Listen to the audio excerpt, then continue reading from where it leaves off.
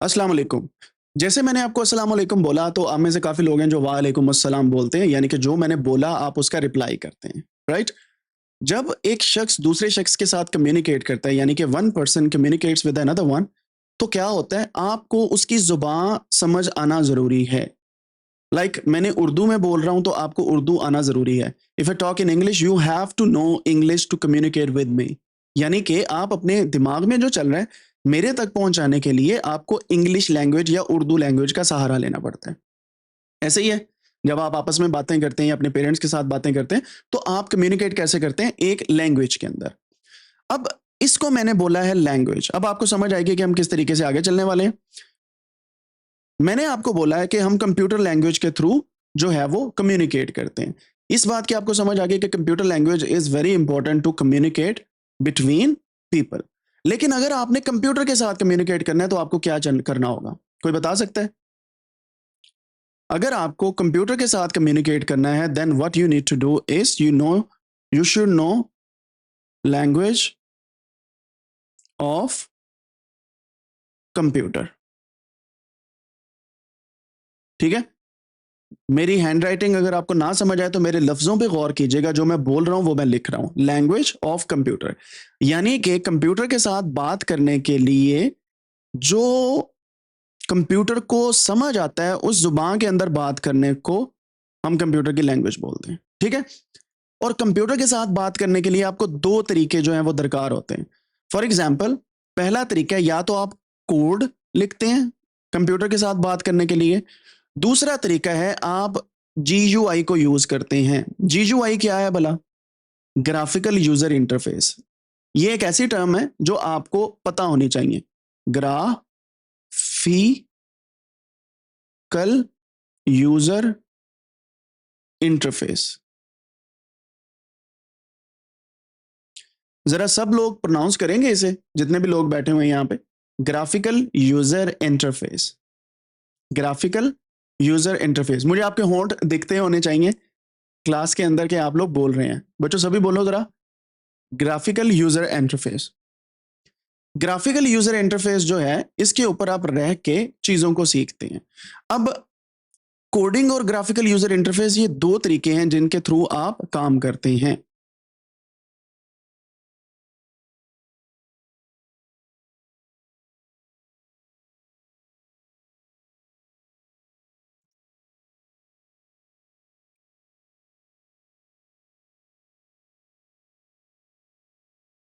अब कोडिंग जो है अगर आपको ये सीखने को आ जाती है तो आप कुछ भी बना सकते हैं। यानी कि गेम्स आप डेवलप कर सकते हैं,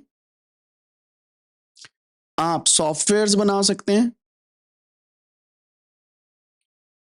आप गेम्स और सॉफ्टवेयर के अलावा कोई भी एप्लीकेशन बना सकते हैं।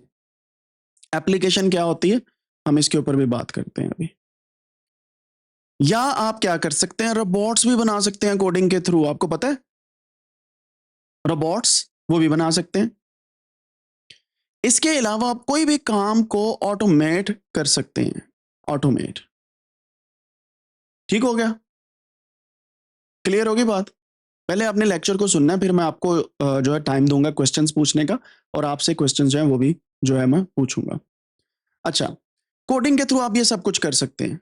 ये जितने भी मैंने आपको काम बताए हैं ये सारा काम आप कर सकते हैं कोडिंग के थ्रू। देन अनदर थिंग जिसके ऊपर हम बात करते हैं वो है graphical user interface. Graphical user interface क्या होता है? ग्राफिकल यूजर इंटरफेस एक ऐसा सॉफ्टवेयर है या ऐसा इंटरफेस है। इंटरफेस का मतलब बताता हूं आपको, जिसके थ्रू आप कंप्यूटर के साथ इंटरेक्ट कर सकते हैं। फॉर एग्जाम्पल, ये मेरा कंप्यूटर है, स्क्रीन है उसकी कंप्यूटर की। ठीक है? ये मेरे पास पड़ा हुआ है कीबोर्ड, ये मेरे पास पड़ा हुआ है माउस। ठीक है? अब क्या होता है कि कंप्यूटर के साथ माउस एंड कीबोर्ड अटैच है और साइड साइड पे इसका सीपीयू पड़ा होता है।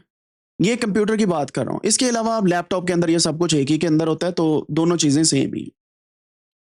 अब क्या होता है कि आप माउस के साथ जब एक विंडो ओपन करते हैं, यहां पे आपकी विंडो बनी आ रही होती है और इस तरीके से इंटरफेस होता है। जब भी आप किसी चीज पे क्लिक करते हैं वो ओपन होके आपके सामने आ जाती है। ठीक है।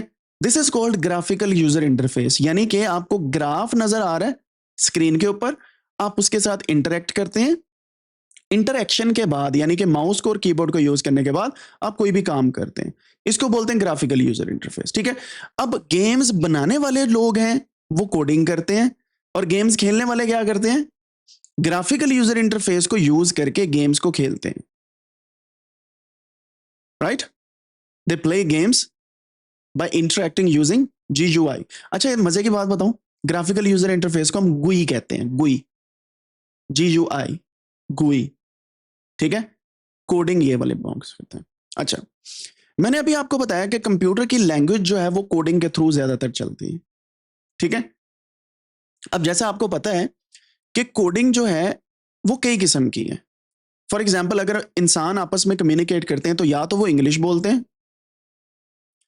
या उर्दू बोलते हैं, या वो फॉर एग्जाम्पल पंजाबी बोल सकते हैं, या वो अरेबिक बोलते हैं, या उन्हें पश्तो बोलनी होती है, इसी तरीके से बलोची, सिंधी, या फिर पर्शियन एटसेट्रा, कोई भी लैंग्वेज आप बोल सकते हैं। ये सारी हैं ह्यूमन इंटरेक्शन या ह्यूमन जब आपस में कम्युनिकेट करते हैं वो वाली लैंग्वेज जो बोलते हैं, इन्हें बोला जाता है कम्युनिकेशन की लैंग्वेजेस। ठीक है। जब आपने कम्युनिकेट करना होता है किसी भी एक इंसान के साथ, अब मैं जर्मनी में हूं, किसी बच्चे के साथ अगर मैं बात करना चाहता हूं, I need to speak German, क्योंकि उसको अगर इंग्लिश नहीं आती तो मुझे जर्मन के अंदर उसके साथ बात करनी है। For that I need to learn that German language, मुझे जर्मन सीखनी पड़ेगी। क्यों? क्योंकि मैंने बच्चों के साथ कम्युनिकेट करना है, राइट। अब आप करना चाह रहे हैं एक कंप्यूटर के साथ कम्युनिकेट, यानी कि आप कंप्यूटर को यूज करके मल्टीपल टास्क करना चाह रहे हैं, तो क्या करना होगा, आपको कंप्यूटर की लैंग्वेज सीखनी पड़ेगी। ठीक है। और कंप्यूटर की लैंग्वेजेस कई किस्म की हैं, जैसे यहां पे लैंग्वेज इंग्लिश भी है, उर्दू भी है, पंजाबी, अराबिक, पश्तो, बलूची एंड सिंधी है। इसी तरीके से कंप्यूटर की लैंग्वेज है। सबसे पहली लैंग्वेज जो बहुत मशहूर है इस वक्त, that is called Python, PYTHON। Second, एक और इंपॉर्टेंट लैंग्वेज है जिसका नाम है आर। आर लैंग्वेज है, आर प्रोग्रामिंग है। अच्छा, कंप्यूटर लैंग्वेज को कंप्यूटर प्रोग्रामिंग भी बोला जाता है। ठीक है। कोई बंदा जब कंप्यूटर की लैंग्वेज सीख के उससे कंप्यूटर से इंटरेक्ट करता है तो कंप्यूटर को बेसिकली वो क्या करता है, प्रोग्राम करता है to do some certain tasks. ये चीजें आपने साथ साथ लिखनी है, अपने पास समझनी है। अगर आप नहीं समझ सकते या नहीं लिख रहे तो आपके लिए प्रॉब्लम होगी। ठीक है। देन आर के बाद C++ है, C# है, ये पाउंड साइन होता है शार्प का। इसके अलावा आपके पास जावा स्क्रिप्ट है, जिसे हम जावा स्क्रिप्ट बोल देते हैं, JSB से बोला जाता है। इसके अलावा आपके पास HTML है, इसके अलावा आपके पास CSS भी है जो स्टाइलिंग वगैरह के लिए यूज होती है, and there are many other languages as well. ठीक है। अब आपका एक टास्क है आज, आज एक टास्क है, मैं इसको थोड़ा सा व्हाइट बोर्ड को ऊपर कर देता हूं ताकि आपको चीजें नजर आए। आपका एक टास्क ये है, आपने सर्च करना है गूगल पे जाके या कहीं पे भी जाके, आपने सर्च करना है how many computer languages are there, और उनको इनलिस्ट करना है आपने। How many computer languages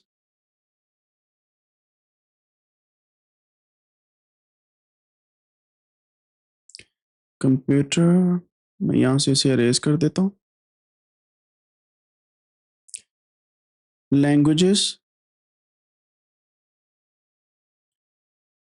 are there.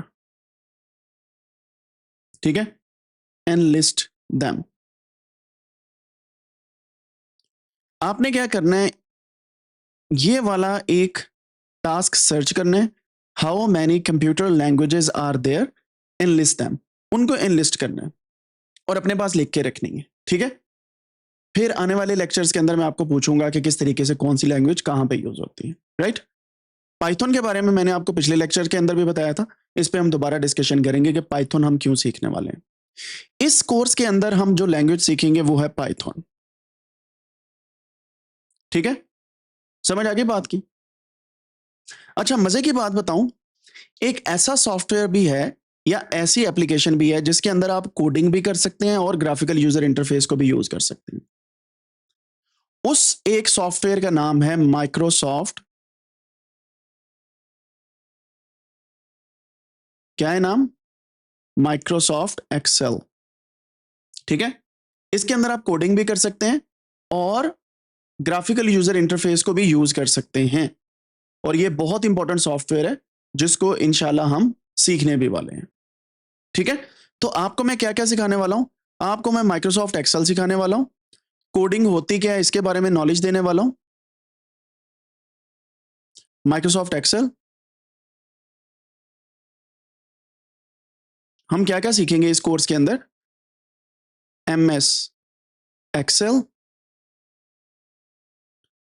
Plus Python plus logic plus mathematics. आपको पता है ये सारी चीजें जब हम मिलाते हैं तो हमारे पास क्या बनता है? एआई। इस वजह से इस कोर्स का नाम है एआई फॉर किड्स। हमने करना क्या है, माइक्रोसॉफ्ट एक्सेल काम ही किस पे करता है? डेटा के ऊपर। सो डेटा को हम समझेंगे कि डेटा क्या होता है, एमएस एक्सेल कैसे यूज होता है उस पे, और मैथमेटिक्स किस तरीके से डेटा के अंदर है, लॉजिक कैसे है, and then we will see कि पाइथन किस तरीके से हमें हेल्प करता है टू बिल्ड एआई। ठीक है, और मेरा गोल ये है कि आने वाले कुछ महीनों के अंदर, सो हमारी क्लासेस बड़ी लॉन्ग टर्म चलने वाली, ये कोई क्रैश कोर्स नहीं है कि मैं एक महीने के अंदर खत्म कर दूंगा। We will learn this four months, और हम इसी तरीके से Saturdays, Sundays and also Fridays sometime 3 दिन बैठ के इस पे बात किया करेंगे। जैसे मैंने आपको पहले किया बताया कि 2 दिन हमारी क्लासेस होंगी, लेकिन you have to work 3 days on this course. ठीक है, 2 दिन कौन से होंगे मैं उसको कम्युनिकेट कर दूंगा जो हमारा चैनल होगा उसके अंदर।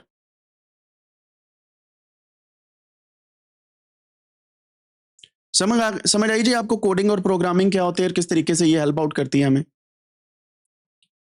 ठीक हो गया, यहां तक आपको समझ आ गई होगी कि कोडिंग एंड प्रोग्रामिंग बहुत इंपॉर्टेंट है और ये बहुत ज्यादा चीजों के लिए हमें हेल्प आउट करती है। अब आप में से कितने लोग हैं जो गेम्स खेलते हैं? जरा चैट में बताइएगा। आप में से कितने लोग हैं जो कंप्यूटर को यूज करते हैं डेली लाइफ के अंदर? आप में से कितने लोग हैं जो मोबाइल पे सबवे सर्फर जैसे गेम्स को खेल रहे होते हैं या डिफरेंट किस्म की गेम्स को खेलते हैं? आप में से कितने लोग हैं जो टिकटॉक को यूज करते हैं या इंस्टा को यूज करते हैं या डिफरेंट किस्म के प्लेटफॉर्म्स को यूज करते हैं टू लर्न समथिंग? मैं ये नहीं कह रहा कि रील्स देखते हुए आप स्क्रॉल अप करते जा रहे हैं, स्क्रॉल डाउन करते जा रहे हैं, एवरीथिंग इज वर्किंग। सो रोजाना की बेस पे आपके दिन का बड़ा हिस्सा आजकल कंप्यूटर्स के ऊपर गुजर रहा है। तो मेरी आपसे गुजारिश है कि कंप्यूटर को यूटिलाइज करने वाले तो हैं ही आप लोग, कंप्यूटर से एप्लीकेशन बनाने वाले भी बने। फ्यूचर में एंटरप्रेन्योरशिप की तरफ जाएं, बिजनेस की तरफ जाएं, चीजों को डेवलप करें और कुछ नया बनाएं।